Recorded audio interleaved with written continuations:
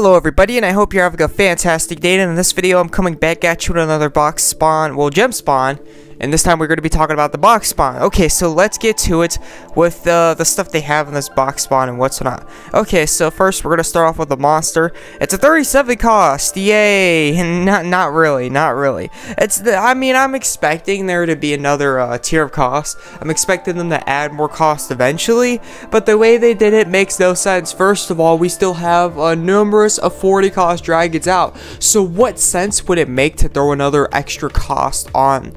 Like, are you trying to make money or are you trying to kill yourself? Seriously, and you're trying to kill the concept of what you're doing in the first place. Seriously, like, we still got the light dragon, we still got the time, we still got the star. Hold on a second, A-team, hold on. Wait until those dragons are done before you start adding, like, up to 40 costs. Like, gee Louise.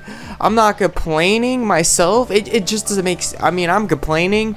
It's not gonna hurt me overall, just in general, but I'm just saying, like, geez Louise, they need to calm down on this whole topic and situation. Like, they create something, right, and then they contradict it. It just doesn't make any sense. And on top of it, like, we're not even with, like, all the 35 cost awakenings yet. Like, slow down, seriously. Like, this is really bad. Where are the 35 cost awakenings at, dude? Seriously, where are they at? Anyways, moving on from there. Besides that, I really don't have too much complaints. I mean, it was gonna happen eventually, but seriously, like, that's way too much. Like, they rushing too hard on this whole topic, subject, and situation. Okay, so moving on from there, we got an ability power 60, damages 5 times, dark damage success 580. So it's going to be missing a little. It gets increased by 10 for each skill level, so that's going to be 205 times. Definitely very nice damage if it were to hit all the times, but it doesn't hit all the times. So yeah. Then it removes damage reflection, continuous healing, damage reduction effects. Good for some player versus enemy, good for guild raids, super united all offenses, which there will be one in the future. It's like the Iceman or something like that, I have no clue. And then we got Madia. Madia is going to be a pain to deal with since this is the highest cost right now. It's going to be really helpful. It gets like countering Madia, and on top of it, Madia does like the damage reduction type deal for like 40%. And if you stack her twice, that's 80%. And this right here helps remove all that funky jazz and nonsense from Madia, so that way you have a straight shot at whoever you are attacking. Reduces HP recovery effects for all enemies by 40% for 60 seconds. This right here will be extremely helpful for super unit, and like, this may be helpful for this event right now, but overall, this monster's effect right there, you're gonna love it. You're gonna absolutely love it for guild raids when you have to fight the Fire Athena. Oh man, I know your pain. I know each and every one of you out there that fight the Fire Athena, like in the guild raid. It's annoying, especially when she heals hella hard. Having an ability like this, or having a really long curse, right, works wonders, seriously. So yeah, that's gonna be where that's helpful at. It's not gonna be like God tier or anything like that. In fact, this is only gonna be useful in a few situations, but in those few situations, this could help out by a good amount. Decrease the stats of all enemies by 50% for 60 seconds. Definitely a player versus enemy technique right there. And it really depends on what you're fighting. If you're fighting like a really tough enemy or bosses, this can be helpful, but this is not going to be helpful in all situations standalone. Then we got the recovers 25 cost for allies, increased cost recovery speed. Not a bad combo with the decreased stats, especially if you're dealing with a hard enemy again, because that means you're going to be dishing out a lot more DPS, since you're going to have something that affects the damage, and then you're going to have something that allows you to do moves more. Then to cast Frenzy on yourself, nullifying status alignments and debuffs. And then it casts Drizzle Collapse, reduces attack ability accuracy by 20%. I'm not exactly sure how useful this is going to be. I don't think any enemy besides like the status alignment part of their moves have a success value of anything below 100. Legitimately anything below 100. Each time these enemies hit, they usually don't miss. They almost never miss. The only thing that misses on their move is the status alignment. So I honestly don't know if that's going to be very useful at all, or just useless in general, to be fairly honest. I mean, it might be a bit useful for Starburst, because Mage's like best move is Starburst, and Starburst only has a success value of 80. So if you bring it down to 60, that could be pretty helpful because you're deleting a lot of DPS for Starburst. But that's only one move in one class. I mean, pretty much it's going to be like the whole class in general.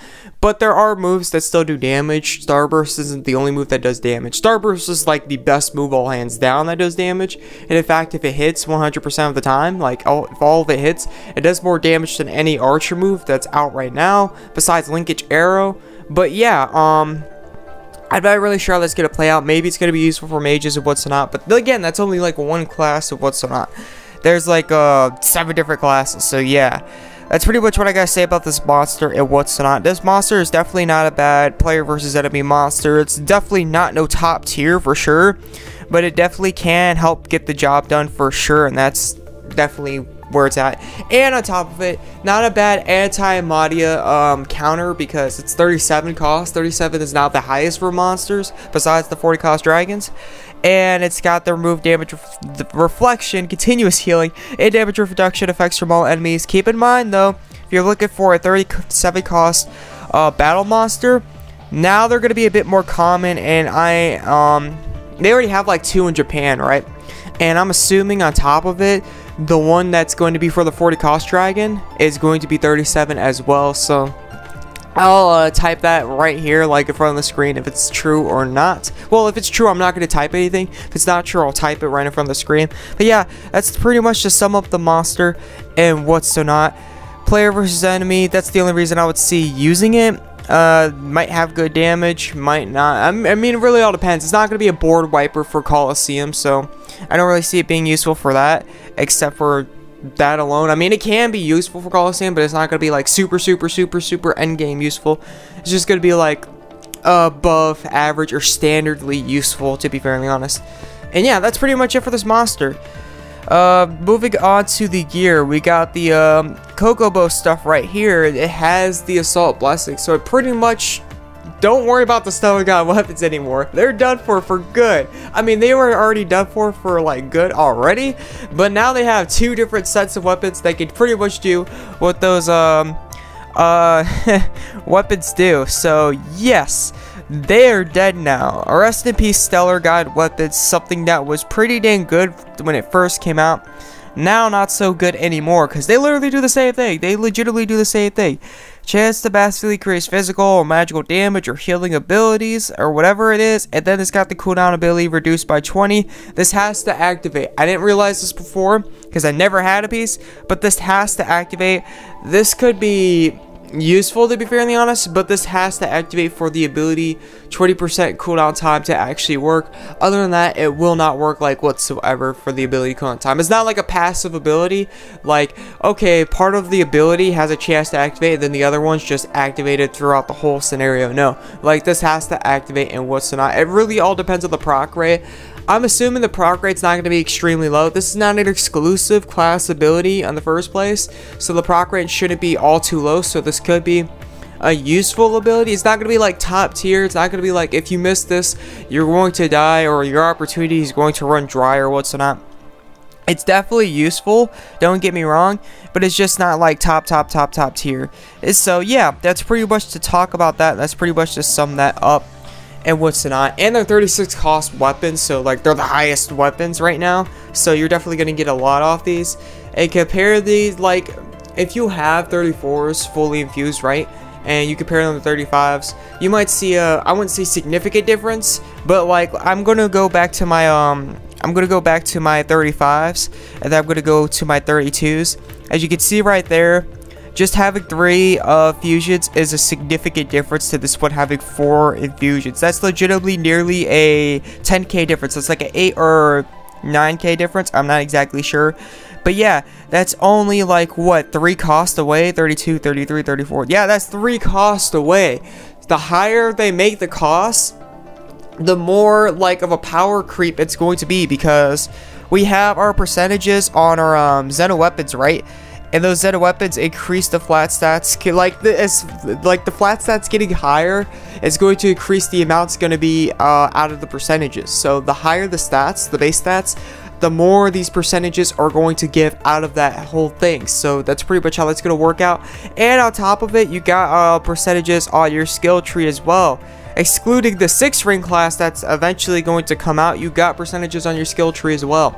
It's going to play I'm not sure if it's going to be a big or a medium-sized role within how much this is going to give. Well, you gotta fuse it first, obviously, but it's going to play a role regardless, and it might be or may not be noticeable too much, but when they add 37 cost weapons, it's definitely going to be a noticeable difference, and that's for sure. It should be noticeable, but I'm not 100% sure. I'd have to try them out and see myself and what's not. And then we got the armor right here. The armor is 36 cost and it's dark, so that's really all I could say. Oh yeah, by the way, since I just mentioned dark, this spawn right here could be a good opportunity. Not exactly it's gonna be rated E for everyone, but see what I did there? But anyways, it's going to have dark armor in here and dark gear, and all of it's like the newest, like top cost, top tier stuff. So yes, this is a good opportunity. Well, not a good opportunity, but for some of you, this might be a decent opportunity to see if you could get this stuff, because keep in mind, we're going to have both the time and the light dragon coming out. Both of them are weak to dark elements. We only have 3 more dragons coming out. We got the light, we got the time, and then we got the star. So out of 3 of those, 2 of those are going to have weakness against dark, and right here is a great opportunity to snatch the new highest cost and what's not, to counteract those and what's not. So definitely that is very nice. But yeah, the damage downs are not like the best ability in the game, but again, you might want to consider this, because we're going to have the time and light dragon coming very soon. Time, we're not exactly sure when it's coming and what's not. It's probably going to come next, because you know how OP Star is. So yeah, that's pretty much what I gotta say about this box spawn, its gear, and what's not. I can't really vouch for the armor, except it's dark and it's 37 cost. The weapons, on the other hand, do have decent abilities, so it definitely can be very useful, or at least useful, to be fairly honest. And they are 36 cost, so they are the highest right now, so they're going to give a lot of gear score off top of that, and what's not. Okay, so let's look at the box spawn and what's not. Okay, so if you're unfamiliar with the box spawn, it's legitimately, don't be confused, especially if you're new to my channel. Don't be confused looking at this feature gear. You're thinking you're gonna spawn, you think you're gonna get it. That's not the case whatsoever.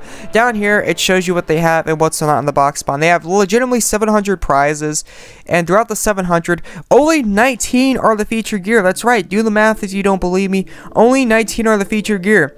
488 of them are rare tickets, 170 are SR tickets, and then we got 23 as SSR tickets. And if you're spawning, you probably don't need SSR tickets. If you really want SSRs, you could go over here for the video point spawn and get you some in the first place. So yeah, very I wouldn't say very interesting, very attractive to actually spawn and what's not, because it's definitely looking unfair on top of like unfairiness of like whatever they got going for rates and what's not. Because look, it's 700. There's 700 of them, and only 19 of them are of the featured prizes. And you have to use 3 gems to spawn 1 out of the 700. If you do the math, that's 2,100 gems to finish the whole freaking box. That is a lot of gems. Only like the whales of the whales have that type of gems to be spending on this type of spawn. Seriously, like that is extremely a lot. But to counteract this, on the flip side, ever since this box spawn came out, there have been comments of people, not like in, well, I wouldn't say like a lot of comments, so it's not everybody, but some, I'd say about 40% of my commenting community, right, has done box spawns before, and usually within their first 50 gems, they might grab like a featured piece. If not, one of my guildmates done it, he's free to play. First 15 gems he was able to grab from the box spawn, like this box spawn concept first came out, 3 featured gear pieces. Now don't, keep in mind, this doesn't mean you're gonna get it. Out of 700 of those prizes, only 19 of them are actually useful, like whatsoever. And on top of it, there has been people who've done this box spawn free to play, and absolutely grab absolutely nothing. If you're free to play, I personally don't recommend doing this. It's a high risk, high reward type deal. It's definitely possible. People have absolutely before. People have gotten summoning scrolls within their first 15 gems before, or not 15 gems, but 50 gems. So yes, it's definitely possible. There's no like dead rates whatsoever when it comes to grabbing this stuff, but you can absolutely spawn 50 gems, right? Free to play, it absolutely get like absolutely nothing. So I personally wouldn't waste it if I were you. I would stick with the guarantee spots, the class spots, and then the monster spots, and possibly the SSR feature gear piece, ethers, and awakening orbs. If you are free to play, I wouldn't really worry about too much about the box spots and what's not. They do have rates, but they're not guaranteed to pop out whatsoever. So you do have a chance to get them, but you also have a chance not to get them. So yeah, that's pretty much what I gotta say about the box spawn and what's not about the gear. To shortly review it, the box spawn does have 37 costs, so this is the new tier, and what's not. Weapons are definitely not bad overall, both skill and cost-wise. Cost-wise, they're up to date. Skill-wise, not so bad. Armors, not so good skill-wise. And then this monster right here is definitely not a bad player versus enemy monster. Nowhere near top tier ability-wise, but definitely not bad. And this could be useful to counteract Modia. And this is 37 cost right now. There will be more 37 cost out, and there will be a few coming out shortly, but probably like the end of this month or the beginning of the next month. So keep that in mind. You'll have enough time to get 37 costs for the grand tournament. You don't have to rush and go for this one if that's the case, but this is a good counteraction against Modia in guild battles. This may be a bit useful in Coliseum, but it's not going to be like top tier and what's not. So yeah, that's pretty much it for this spawn. Thank you for tuning in, thank you for watching, and I hope this helped out. This is the AzureWrath, and I'll catch you in the next video. I'm out. Peace.